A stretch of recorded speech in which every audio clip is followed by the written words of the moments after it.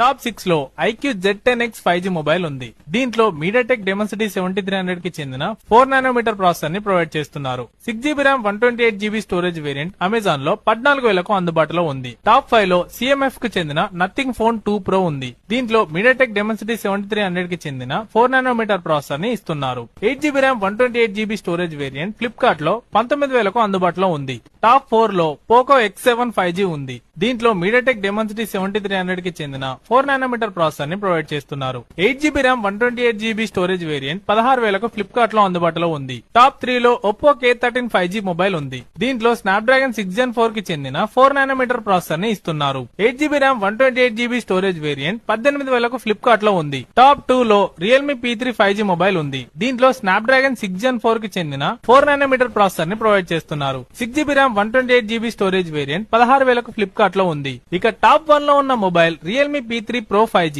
దీంట్లో Snapdragon 7S Gen 3 కి చెందిన 4 నానోమీటర్ ప్రాసెసర్ ని ఇస్తున్నారు. 20,000లో పవర్ఫుల్ ప్రాసెసర్ ఇదే. దీని ఆంటిట్యూడ్ స్కోర్ వచ్చేసి 8,20,000 గా ఉంది.